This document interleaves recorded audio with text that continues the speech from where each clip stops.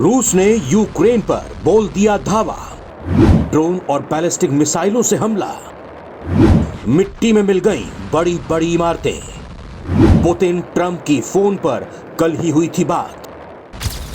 रूस ने यूक्रेन के ड्रोन हमले का बदला लेना शुरू कर दिया है।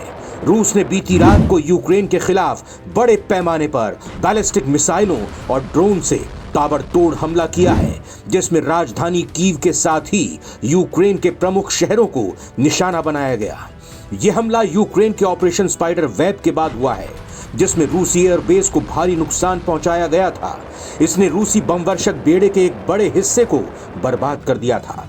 आपको बता दें कि एक दिन पहले ही अमेरिकी राष्ट्रपति डोनाल्ड ट्रंप के साथ फोन कॉल के दौरान व्लादिमीर पुतिन ने रूसी हवाई ठिकानों पर ड्रोन हमलों के बाद यूक्रेन के खिलाफ जवाबी कार्रवाई करने का वादा किया था।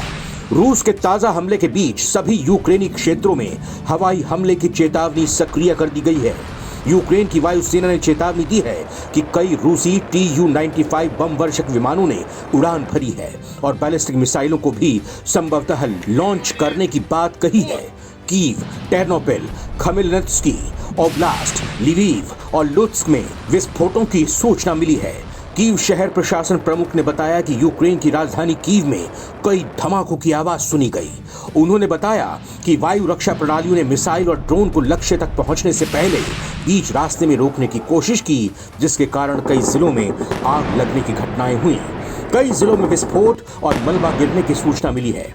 कीव के मेयर ने बताया कि रूस के हमले में कम से कम 4 लोग मारे गए हैं, अन्य 20 लोग घायल हुए हैं, जिसमें से 16 को अस्पताल में भर्ती कराया गया है।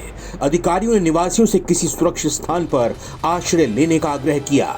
अधिकारियों ने कई जिलों में नुकसान होने की सूचना दी है और बचाव कर्मी कई स्थानों पर राहत और बचाव कार्यों में जुटे हुए हैं। क्षेत्रीय और सैन्य प्रशासन ने बताया कि उत्तरी चेर्निहाइव क्षेत्र में शाहेद ड्रोन में एक अपार्टमेंट की इमारत के पास विस्फोट हुआ, जिससे खिड़कियां और दरवाजे टूट गए। उन्होंने बताया कि शहर के बाहरी इलाकों में बैलिस्टिक मिसाइल से विस्फोट के मामले भी सामने आए हैं। फरवरी 2022 के बाद लगातार 3 साल से ज्यादा का वक्त हो चुका है जब से रूस और यूक्रेन के बीच ये संघर्ष लगातार चल रहा है। हालांकि ट्रंप की तरफ से इन दोनों के बीच शांति समझौता करने की कोशिश भी की गई।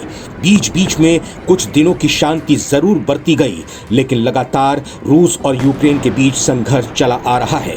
ट्रंप ने वादा भले ही किया था कि जब वो राष्ट्रपति बन जाएंगे तो जल्द से जल्द दोनों देशों के बीच शांति समझौता करा देंगे और युद्ध को रुकवा देंगे, लेकिन डोनाल्ड ट्रंप इसमें अभी तक कामयाब नहीं हो पाए हैं। नवभारत टाइम्स की रिपोर्ट।